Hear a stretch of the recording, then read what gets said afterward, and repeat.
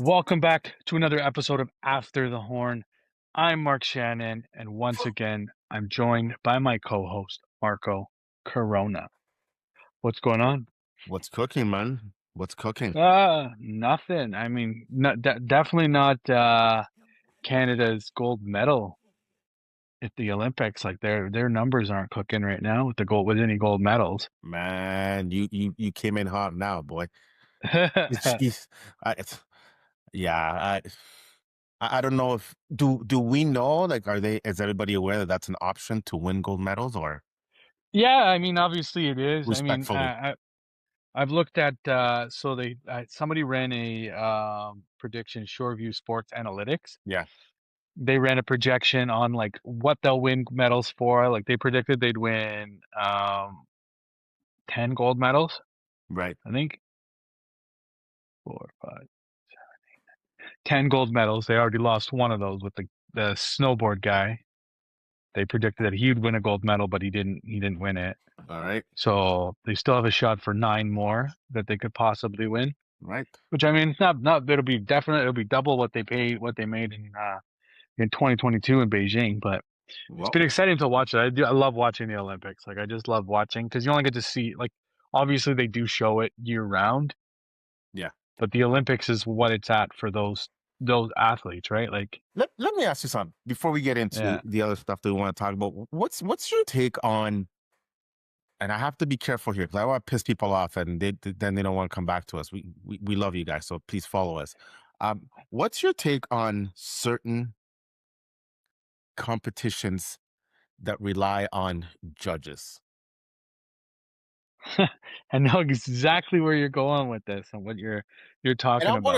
And I want to be clear before you guys start texting me or doing all that stuff, and don't don't give us hate and shit. Don't you find it a little bit difficult? And I was having a conversation with buddies the other day to watch competitions where the outcome is determined by somebody who is not competing, like by judges, basically. Because isn't that a talent competition? Yeah, I guess I know Am I you're talking cutting about too deep? Am I cutting too deep? no, I mean it's a hot topic right now, especially with the ice dancing, right? And Yeah. the French and the Americans, right? It's a huge topic right now, and there's it's with judging and especially in figure skating, it's always been like a hot button topic with like people being bought and certain things like that, right? And it's just it's an easy sport. I guess it's an easy thing for something like that to happen, Right. right? It's not something that's like it's a automatic score or it's like You're not going up electronic against or the what it clock or yeah, or it's not even or it's not electronic. Like you've got something like if they came up with something like a wristband that each person has and stuff. But I yeah. mean, in terms of the judging aspect I- of it, I guess I'm not a judge, so I don't know. But I'm saying, like, I guess in terms of the way it looks, you gotta, especially when it comes to like ice dancing and pairs and stuff like that, you gotta make sure that everything's symmetrical and looking good. And don't get me wrong, And what so, those guys and girls do, man, that's crazy stuff. Like I look at that and my ankles hurt. Like, like there's no way I can do it. I can barely walk on a good day, right? Like yeah, without falling on my face. And these guys are doing like all this baloney and stuff, and then it comes down to somebody judging them, right? Like, and then I watch snowboarding, like, well, that's insane stuff, right? But you're going up against the clock. You're going up against, you know, it's 1v1 or 2v2 or team or 4v4 or whatever it versus is, the right? four, right? Yeah. It's not up to somebody else sitting behind a table or a desk. It's basically may the best team or person win, right? And Yeah. but shout out to the ice dancers and all that stuff because they do wild stuff, man. It's crazy. I could not do that, but just saying, like, sometimes it's just hard to, like, like, what am I watching? You know, Yeah. I, No, I agree with you. I agree with you in that sense. Like there's a lot of judging sports and sports get judged. It's the same thing with like the moguls and yeah, stuff like that, right? It's like there's a tie, but it's decided by this and it's decided by that, right? So it's just like there's a lot of different things with it. But yeah, I agree with you on Just it's get kind of NFL a referees to do it, man. yeah, what fuck or yeah, right? Get NFL referees. They'll be calling pass interference plays, and there's no pass interference. Like they'll figure out something to get wrong. Oh man, that's funny. False start, even though that they started on time. It's like what? Yeah, right. Bet.com. Anyways, well, Yeah. we went there. Speaking of judging, I mean, we should start judging Anthony Santander and his body because at this point, I don't think Anthony Santander is going to be playing for the Jays throughout his entire contract. Have you ever seen Anthony Santander and Anthony Davis at the same place at the same time? No, Okay, so we got to start asking some questions. actually, yes, yes, yes. Actually, I have Where? at the doctor's office. Ah, That's the only place I've seen them together. Like seen them at the same time. They both been at the doctor's office. But yeah, it's like he signed a what a $90 million deal 92 or or something what like that. eight, eight, not 85, $92 million deal or whatever, and he's played probably 50 games? 40 games, 50 Yeah. games, but including a couple games in the playoffs, right? It's like it's just it's wild to think that like they paid that kind of money for a guy and he now he's out 5 to 6 months with a torn labrum. And my thought goes to obviously that is what's been plaguing him the whole time, like last year too. I know they said back issues and stuff, but like there's no way a torn labrum just pops up like that all of a sudden a week or a few days before training camp opens. My thought is, has he already had the surgery? I don't think so. Or but that's what I mean. They haven't really said. They just said he's Right. got a torn labrum. He needs to Yes. have surgery 5 to 6 months. Did he have that surgery a month ago, or is he going to have that surgery now and be out 5 to 6 months, which basically takes him out of the entire season? Well, He'll be five or back six just months before he is even very like very generous. optimistic. Yeah, but that's what I mean. But then it's like, okay, well, then he's got to come back. And you think he's really going to be able to ramp up his hitting and stuff and be a key piece to the Think puzzle? about what you're just saying. Think about what you're just saying. He's Yeah, missed like most of the season. Dude, this is exactly the same thing that happened last year. He played a no, hundred I know. games and then we saw him in September. So Yeah, he's not even going to be here for spring training. no, He's just going to have to show up in September, right? And hopefully the Jays are in the thick of things as we expect them to be. But then yeah, we are basically reliving the exact same position that we just were 4 months ago. So yeah, I don't listen. I want to think that this happened perhaps during some sort of ramp up, that maybe he was working out and something happened and maybe he tore something. I don't know. I am on the fence on this one. I think that there's a world that you could be also be right that this was always the issue. Maybe something re-aggravated. Maybe something did happen. Like the labrum was always the issue. And instead of maybe having the surgery last year, they were trying to rehab him, which clearly that's what it was. It didn't get better. They thought it got better. They thought that they can play through it. They didn't, and maybe it got worse. And yeah, here we are. And or there was some sort of setback 4 or 5 weeks ago, and everything was kept in the wraps. And now, as we approach pitchers and catchers reporting, which is crazy, by the way, that fast already. Now this pops up. So let me flip it back to you. So how does this change the whole outlook? Because we sat here a couple of weeks ago when we're talking about what the Jays need to do. And there was a lot of if Anthony Santander can get to some sort of resemblance of the 44 home runs, 100 plus RBIs, don't matter about the batting average. Nobody cares about that apparently nowadays.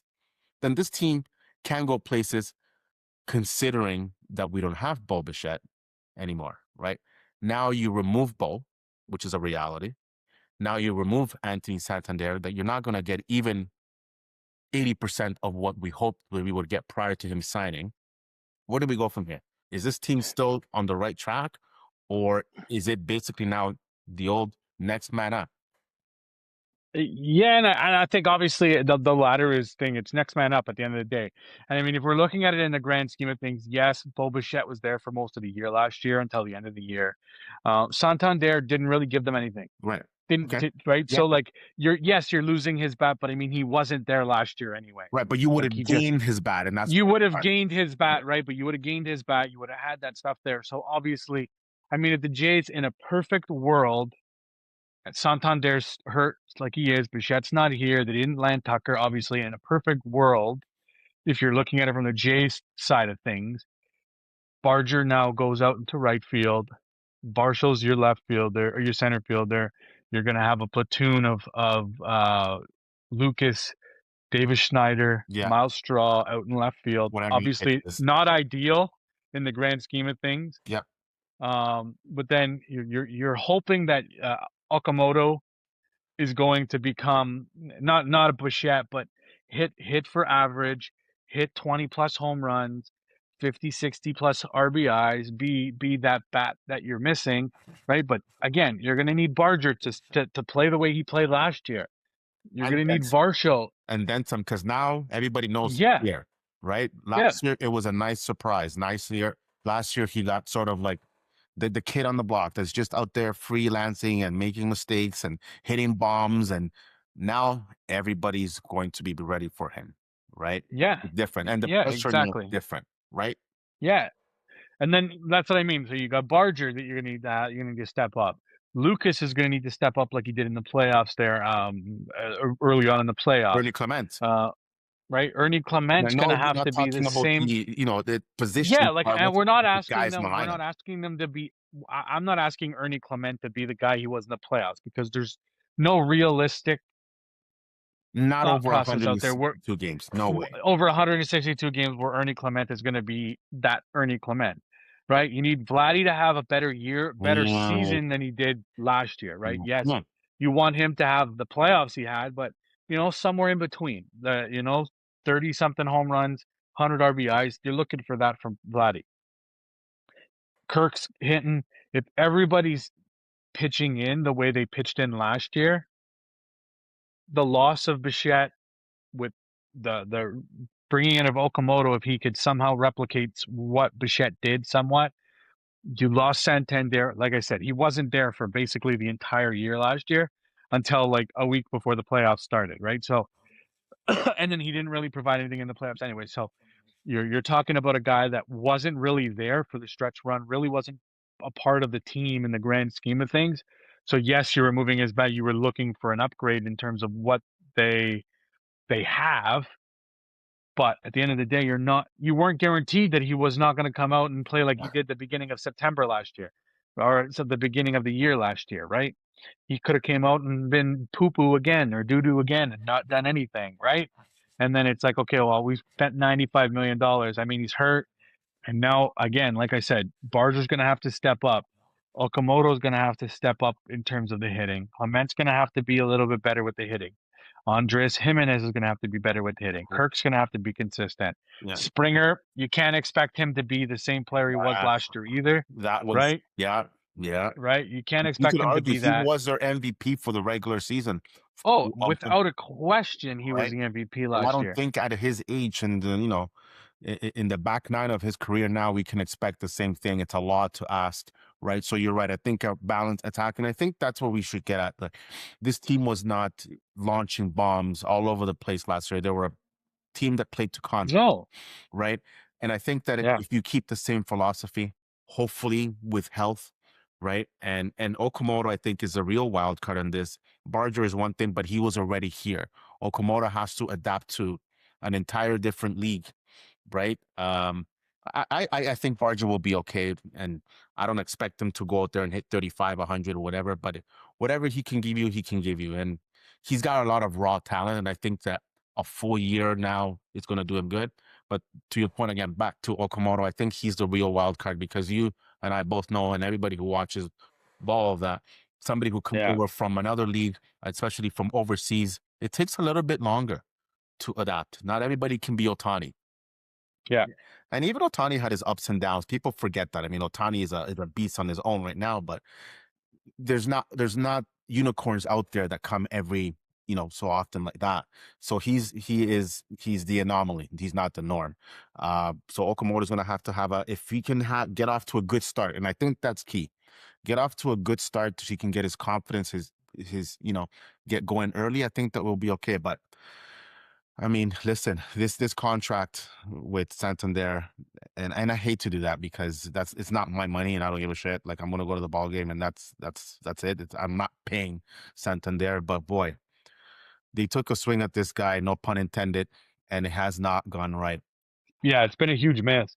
A huge miss, and I'm sure that he feels bad too, right? Like we can joke around and shit on the guy or this and that, but I'm sure the guy wants to play, Yeah. right? I'm sure the guy wants to play. He signed here because he wanted to be here and the money was good. And now he played less than 60 games total. That's that's wild stuff. That's Anthony Davis. Like I'm telling you, this is Anthony Davis 2.0. Yeah, yeah, I know. It's unfortunate. Obviously, I was looking forward to seeing him this year and hopefully playing a full season and being healthy and coming out and possibly giving them something he wasn't able to give them last year, right? Right. It's a shitty situation, unfortunately, but I mean, again, like I said, it's next man up, and they have to figure out, or if they make a move, whatever, which I highly doubt. It doesn't sound like they're going to be making a move. Maybe at the trade But deadline. I don't think. maybe at the trade deadline, depending on where they are in the standings and Yeah. stuff. But yeah, they're going to have to figure out what they're going to do and what's going to happen with the rest of the roster in terms of the offensive side. Um, Santander wasn't the only injury update we got from John Schneider over the week, over the other day. Obviously, another big news was Shane Bieber is not going to be available for the start of the season because his ramp up's going to be a little bit delayed because he's dealing with forearm tightness, like right arm tightness, right forearm tightness. Yeah. Um, Obviously, he's just coming off of Tommy John surgery, like but prior to this. So obviously they got to take it a little bit gingerly with him, a little bit more cautious with him. Completely understand that, but it obviously puts into perspective. I know he said that a lot of it had to do with the fact that like him opting in, he loved the city, his wife loved the city. They felt like this was home to them, and that played a part in them re-upping right away and taking the player opt-in and opting into the contract. But obviously he knew there was some issues with his arm, and that he wasn't going to be able to pass physicals or be maybe not pass physicals, but not get the money he wanted, right? Yeah. And again, this is another huge year for him because there's no opt-outs after, there's no opt-ins after this, right? He's got to get a contract, so it's either he, you know, um, comes back, does well when he's here, puts up good numbers, stays healthy, and he either re-signs with the Jays or goes elsewhere, right? Yeah. So A there's prove it year. it's a yeah, it's a major prove it year for him for a guy that's going to be starting later than everybody else. It's not going to right again going to be starting later than everybody else and going to be relied on heavily once he comes back in the sense of like being one of their five starters, right? Because right now you just don't know where their roster, their starting pitching is past your Savage, right? You've got Gosman, you've got your Savage, and you've got Cease.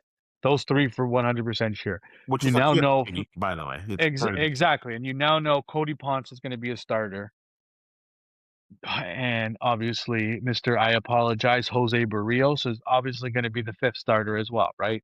Is You've it got obvious Eric. though? Is it obvious? I think so. And I think it's obvious that he's going to be there. I mean, I shouldn't say it's obvious because Eric Lauer is still there as well, Yeah. Yeah. right? So there's still some obviously like jigging to do, but I think you brought it up to me the other day when the news came out was why they didn't move Barrios was because they knew there was a possibility that they weren't going to have Shane Bieber to start the year and they Insurance need policy. Jose Barrios. Yeah. The insurance policy that they wanted to keep behind. And listen, I want to just go back to the starting three because first and foremost, the one thing that we have to put an asterisk on, right? And this came up on some newsfeed or whatnot, is that they're going to be watching closely Ye Savage's usage this year. So in NBA terms, they may have to load manage him a little bit. So now without Bieber to start, I also think that they're going to have to load manage Bieber, right? So those other two guys that we talked about which is Lauer and Barrios, now going to play a big role. Like obviously everybody moves up a spot, right? Um, Obviously we know what Kevin Gosling is going to do and be in, and I can see him being open day starter for whatever that means. CJ Savage, and then everybody else sort of slots in. So I think that the Jays are going to be very cautious on how they manage this starting rotation, right? Barring any more injuries, they're going to have to really manage their innings, right? They're going to rely, pause for shock, heavily on their bullpen this year. I'm glad they made some additions, but Beaver does set you a little bit back because without you going with him and you're starting five or starting four, whatever you want to do, you have to better manage everybody else's innings as well, right? Like you cannot gamble with that. And I want to just say one thing too, and I don't know if you agree with me or not. Maybe I'm a little bit cuckoo because it's late. Maybe there's a world that exists that maybe you should have looked at the possibility of keeping Mr. Rubber Arm around, which is Bassett, only because he's an innings eater. And I know regular season Bassett is so mid sometimes that it just drives you nuts, but you can never have enough pitching. Right now, with that being said, I think that they do have enough pitching once healthy. Right. I just wanted to throw that out there because I like it does. I didn't lose any sleep that Bass is going to Baltimore. By the way, he's not going to last a year in Baltimore. Okay. He will be gone. He will be somewhere in the American or the National League, probably in Atlanta, pitching in October for somebody in contending there. He's not staying in Baltimore. Baltimore ain't doing shit. Yeah, I mean, at I have to 18 and throw a that half to that. million, at 18.5 million dollars. Sorry, I love Chris Bassett, but Is to that what get the what number we was? got, yeah, it was 18.5 million No, dollars. no, have a good weekend. Right? Yeah, that's what I mean. Like My it bad. was like, Didn't do my it research. like, yeah, it was $18.5 million he Oh, got, and it's like, no, like I I love love the guy. Chris He's a good Bassett. guy. He was, Yeah. yeah, great for the 3 years he was here, and he provided good pitching, and you Playoffs knew what you were getting. beast. Beast. Yeah, and you knew what you were getting out of him every five nights for the most part, right? And then obviously he was a little bit banged up at the end of the year that last year, but they put him in the bullpen and he came out and like you said, he was lights out. He was a key integral part in them getting to the World Series and being pushing that series to 7 games, 100%. right? So obviously, yeah, absolutely. You can never have enough pitching, but not at that kind of price tag because obviously, Baltimore envisions him possibly being in the rotation because there's no way you're paying $18.5 million for a middle relief guy or a long relief guy. Like, there's no way, Baltimore right? has no choice but to start him because we're starting pitching No, is this. exactly, right? So, like, it's a weird signing to me for Baltimore, but I digress with that. But That's sort of um, mm, yeah, like you said, like at the end of the day, they don't have a ton of starting pitching depth. They do have some prospects like Ricky Tiedemann and um, uh, King and trying to think of the other guy. Oh, Stanifer, yeah. right? There's still there's lots of prospects that are still coming up in terms of pitching prospects, but you don't want to burn into those right away. So you're going to need to manage the workload of your starting pitchers at the start of the year. But I think what they need to do this year is manage the workload of the bullpen more, right? Because the bullpen struggled middle of the year, right? They weren't as strong once the season came down to the end because they were a little overworked and overtired, right? And then I think that was my concern. And that's why I said I think that it's going to be the bullpen, they're going to rely heavily on that. And that concerns me because if you're managing your starters, somebody's going to have to eat those innings, right? Which means the bullpen. And we saw what that bullpen was when it was gassed. It wasn't really that good, which means that you're going Yeah, to have to manage your way to get to you know who at the end of the game. And yeah. anyways, I don't want to talk about that because I'm already having PTSD. Right. By the way, hopefully we can get Yimi Garcia back healthy. I'll just put that out there. We'll talk about that in another podcast. But um, yeah, man, it throws a bit of a curveball, but we'll have to manage, right? Like at the end of the day, everybody in the American League East is it sort of brings everybody now. Not that everybody there was a huge gap outside of maybe Tampa Bay or Baltimore, pardon me, because Tampa Bay, you never know with them. They can go out and win 100 games randomly with some guys from the street. But Yeah. the gap between the Yankees and the Jays and the Red Sox, maybe third or so, whatever, it's not that massive, but there is a bit of separation when it comes to certain areas of the team's pitching staff wise, as far as the Jays are concerned. But now that, that makes you think a little bit, but I'm not really gonna lose sleep over it. At least not yet. Not until I see game one and somebody, no, just joking. Um, but yeah, let's see what happens. Yeah, no, for sure. Obviously, there's so much time between now and then, and obviously, we'll just touch on it a little bit. But the Barrios apology. What did you think of Mister Jose's apology and his excuse? Okay, so I guess we're going to probably disagree on this because I'm not losing sleep over it. Uh, they dealt with it like men, like grown ass man. He was clearly in the wrong, like clearly. It didn't affect the team last year. He's got to come in now, be a big boy, prove that his apology was worth it. Because you and I both, I think that you'll agree with me is whether you liked his apology or not, it don't matter unless you perform. It don't mean squat. So even if he didn't apologize, right? The numbers are going to have to speak for themselves. And now, especially now that you need them, you need him the most, with your starting pitching being a little bit beat up. I don't give a damn what you did last year. Yeah. Send a sticky note apology. Send roses, flowers, chocolate. It's Valentine's Day weekend, by the way. Happy Valentine's. And that's what it is, man. But honestly, I don't. It doesn't really bother me as a fan. I like to hear what you think of it. I, if you really want me to like get to the nitty gritty, I thought it was genuine enough.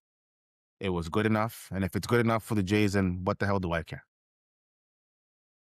Yeah, I mean, I guess. I mean, I I mean, think you it was. guess. Well, what does that mean?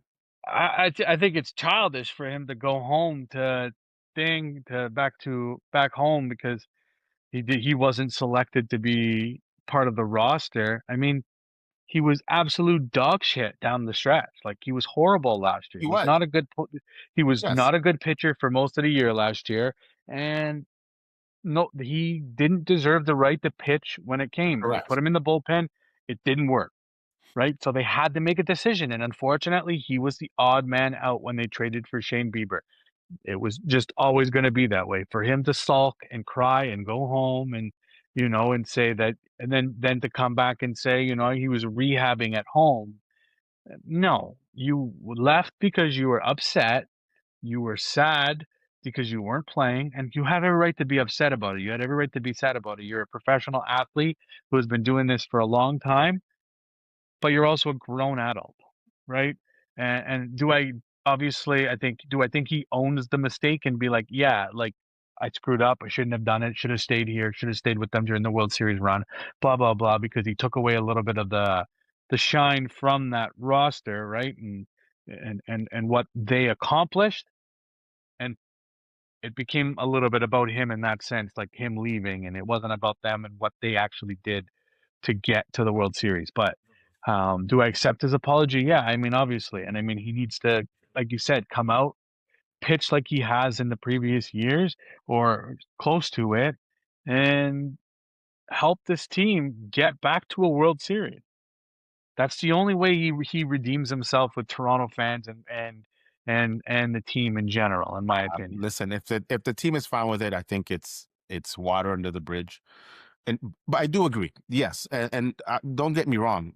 It was a soft move for him to take his ball and go home. There is no doubt about it. You're a grown ass man. Stop it. And you're a good guy too, man. He's a Roberto Clemente winner. He's a guy of integrity, a man of faith, and I completely respect that. So it was really out of character for him to do that because Jose Barrios that we all know as fans would have just sat there, not just sat there, but you know what I'm trying to say, right? He would have supported his Yeah, teammate yeah. during this run, right? And he would have been the first guy to be beside the pitcher when he gets pulled and talk to him and this and that. That's the guy that we've watched over the last few years, not the guy that was a bit of a little bitch and went home. But that was last year.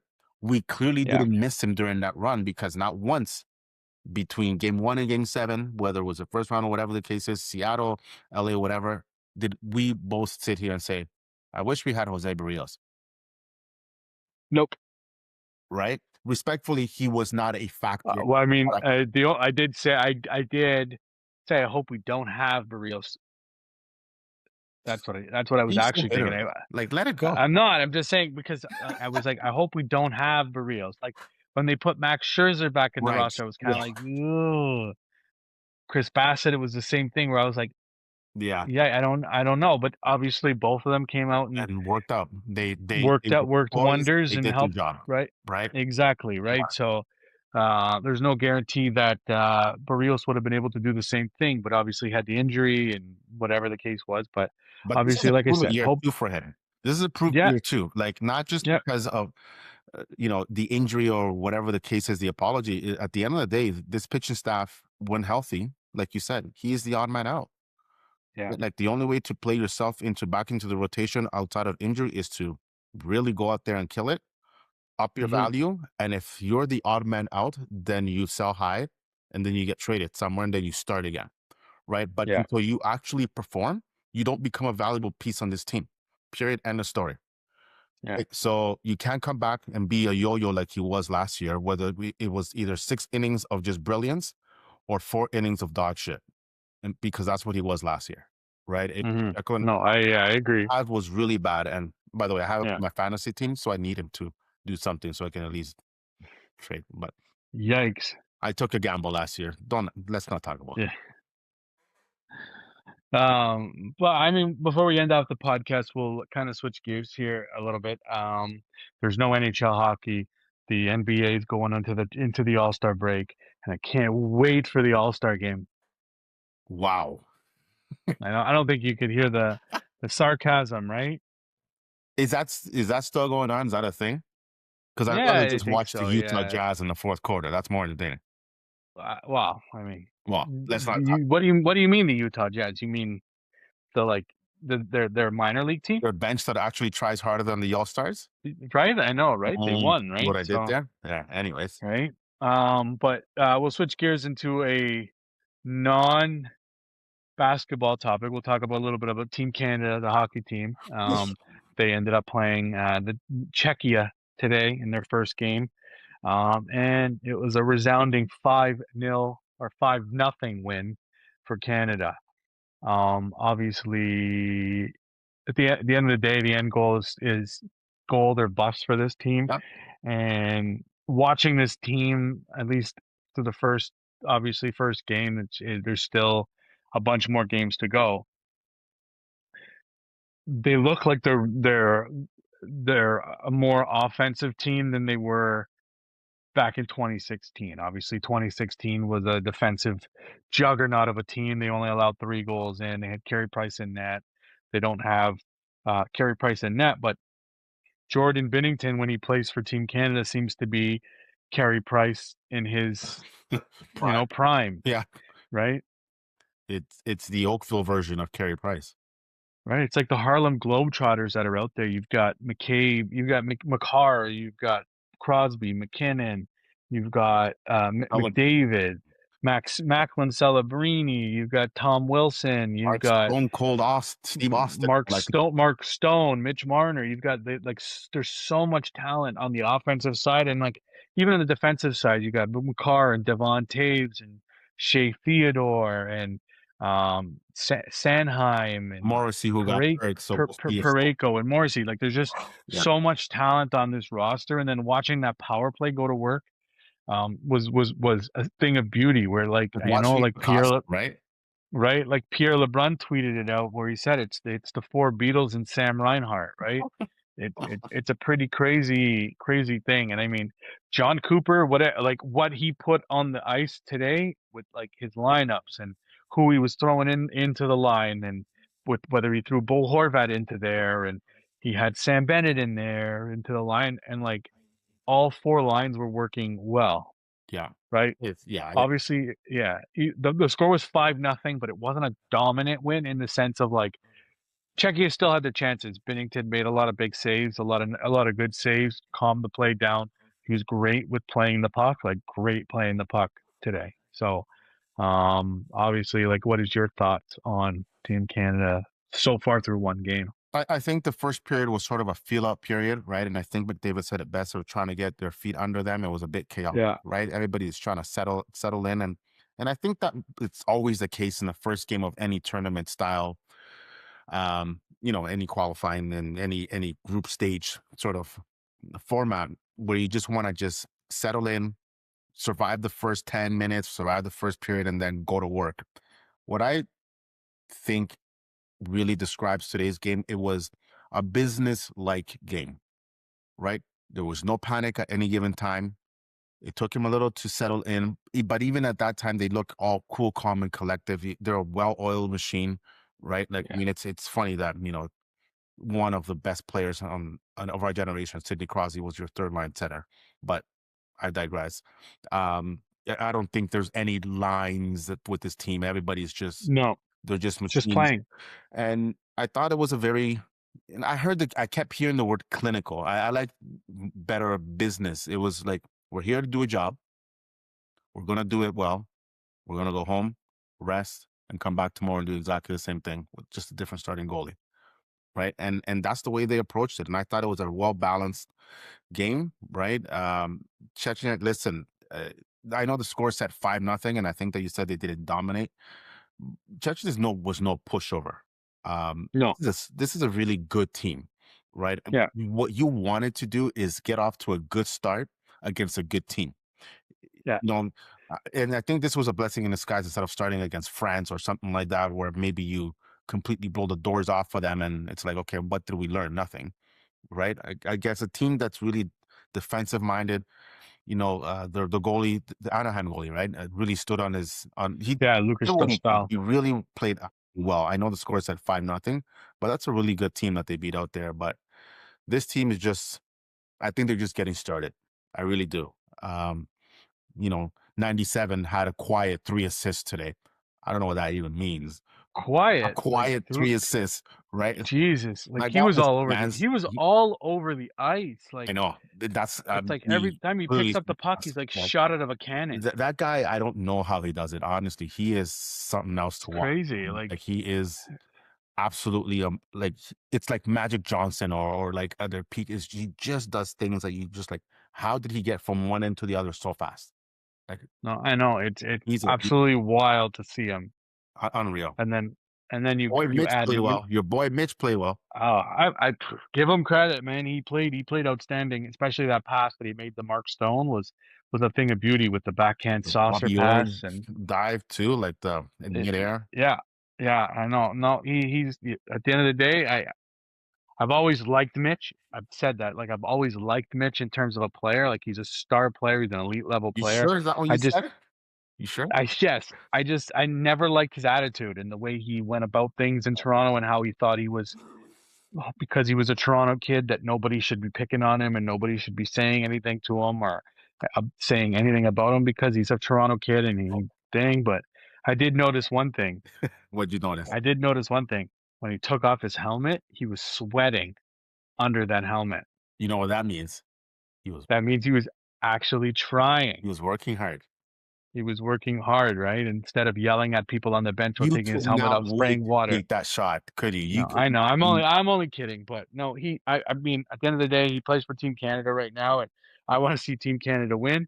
And as long as he's contributing to it, and he could, at the end of the day, him contributing for Team Canada and then them winning a gold medal could prove all the naysayers wrong, like myself, who said that he doesn't step up in the big games, right? Obviously, there's still big games to go. And if he can keep doing what he's doing through like he did in the first game, then I think he may be able to change the way people think of him. I mean, it also helps when you're playing with, a certain Sidney Crosby and Mark Stone and all those other guys. Yeah, But respectfully, that's not what he played with the Maple Leafs, right? Yes, I know he had Austin Matthews. I get it. Okay, but it's not apples to apples here. Anyways, getting back on track here, right? Sorry, Mitch. Um, yeah, man. And Binnington did his job, and we jokingly said it like, he turns into this guy like Carey Price that regular season he looks like ass, and when it comes to big time, right? And McDavid said it himself, right?